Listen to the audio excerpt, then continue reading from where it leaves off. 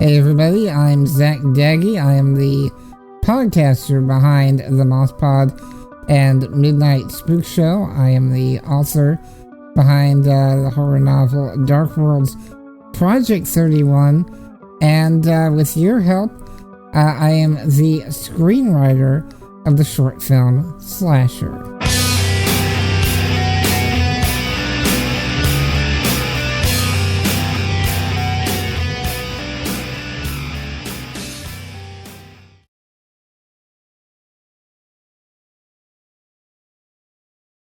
So, Slasher is the first film in a anthology of short films that's being dubbed Dark Worlds. This is based on a novel I wrote a couple of years ago, and it's being brought to life thanks to a studio that's from my neck of the woods here in Indiana, Dark Rider Studios, an awesome studio that specializes in horror films. Their film Lethal Obsession has gotten critical acclaim, and they are hard at work on a brand new film called Mother's Blood that's shaping up to be wickedly awesome. So they are the screen team, so to speak, behind Dark Worlds, the motion picture. And like I said, it's based on a novel I wrote. And what they're trying to do is take individual chapters from the Dark Worlds Project 31 novel and turn these chapters into short films, kind of episodic in nature. So they're connected together, but also they stand alone as independent stories. So I kind of think in the vein of one of my favorite films, Trick or Treat. Now, the first chapter that they are planning to adapt is a chapter titled Slasher. I wrote this early on when I was writing Dark Worlds. It is my take on the slasher genre. You know, I thought it'd be kind of interesting to explore the idea of what's going through Michael Myers' head. You know, what's Jason Voorhees thinking when he's, stalking after a half-naked victim in the middle of the dark, you know. And so, in doing so, I came up with this persona, this character of the Careview Slasher. And this is a guy who is obsessed with fame. And his vision of fame is walking in the ranks of such classic serial killers of cinema, such as like Norman Bates and such. And so that's what I wanted to explore with Slasher. It's that idea of taking the story from the perspective of the killer. But given I'm really a big fan of Tales from the Crypt and Twilight Zone, I decided to throw in some twists and turns along the way and try to explore what really the price of fame can be. We selected Indiegogo because it's a great system for fan funding projects. And given that this is a relatively low-budget film, we're really looking to the fans to help bring this to life. So Indiegogo has a great system for allowing you to pledge X amount of dollars to the film, and our goal is to raise about $8,000 for the budget. And in doing so, you are going to be getting different perks along the way, provided that we get enough to make this film a reality. The type of perks that you can expect really ranges from anywhere from $10 getting you your name in the credits, at the end credits, a special thanks section, all the way up to, the high end of the spectrum, being like, your name on the front of the DVD case, executive producer credits, and the actual mask worn by the Careview Slasher, all that good stuff. Really, some awesome stuff there. You can check out the complete listing and details and such over at indiegogo.com/Dark Worlds Slasher. And that's Indiegogo spelled INDIEGOGO, and .com/Dark Worlds Slasher.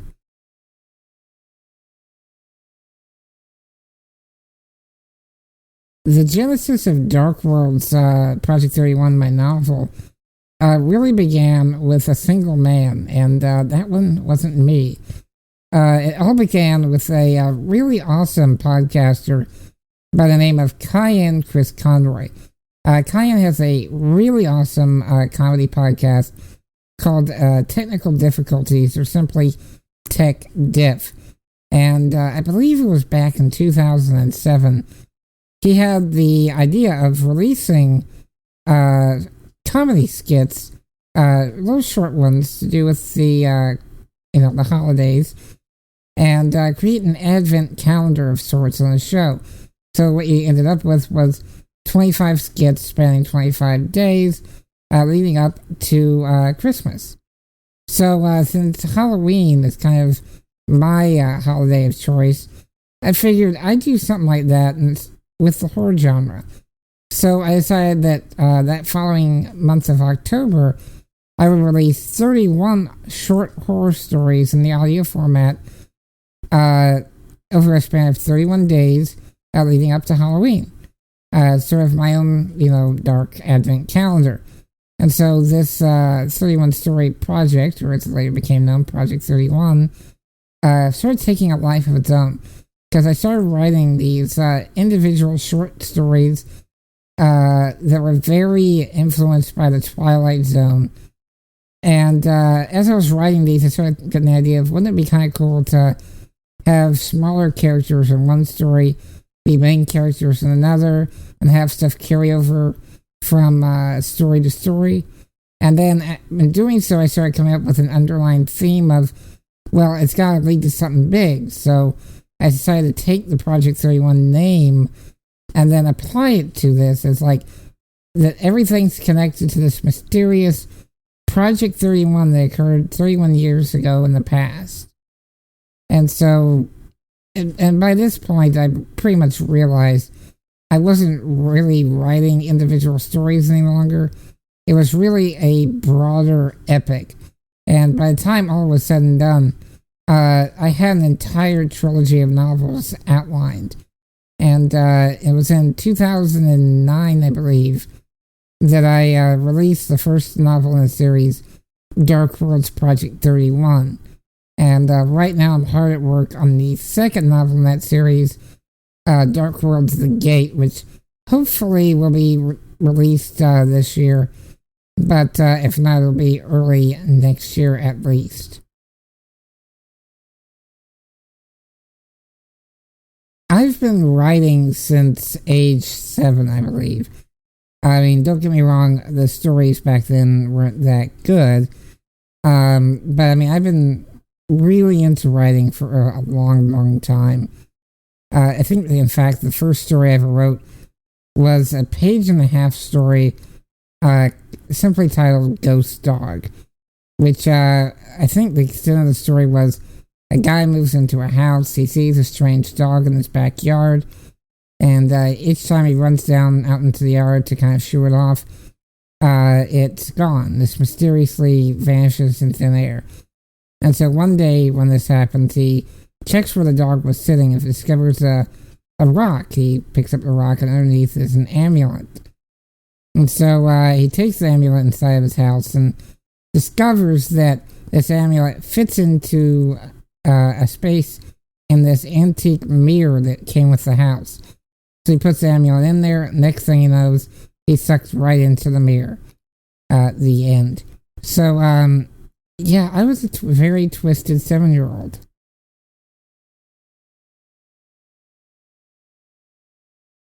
I have to say that the main inspiration for me in terms of writing has been watching way too much television.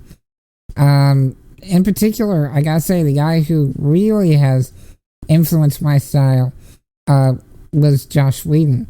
The guy behind Buffy the Vampire Slayer, Angel, Firefly. The man's a genius, really. His works are always laced through with humor. And to me, a legitimately good horror film needs to straddle that line between fear and laughter. It really does. Because what you end up with is, especially when dealing with really outlandish, far out there ideas, you have to ground it with humor. If you don't, you're taking yourself way too seriously. And I won't name names, but there are some filmmakers out there that really do that. And so I try to avoid that in my writing. I'm not saying I'm anywhere near the caliber of Joss Whedon, but the guy definitely had an effect on me.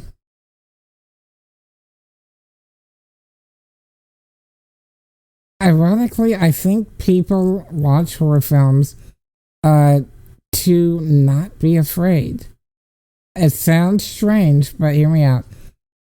In horror films, there are rules to them. There are certain genre types, different tropes that really are the standards. And so when you see different horror films, there are those rules that apply. And so there is a degree of safety in that. There isn't the chaos that you see in real life. Because, quite frankly, real life is way scarier than anything you're ever going to see on the screen. And the reason for that is quite simple. You can always turn away from the screen. Real life, you can't. And so I think that people see horror films to get that exhilaration, that adrenaline rush that you get with fear, but in a controlled, safe environment. And so, in the end, I think people watch horror films to escape. Alright, that's going to be about it from me. I really hope that all of you out there that have watched this video contribute to this project. I'm really looking forward to bringing Dark Worlds to life, and I need your help in doing so. So please head on over to indiegogo.com/Dark Worlds Slasher. It's over there that you can donate to the cause of getting this first installment of the anthology made, and get some perks along the way. So until next time, if you have any comments, questions, and such, I'm going to be making more of these videos in the future. So please send them to Zack at MossPod.com. Until then, cheers.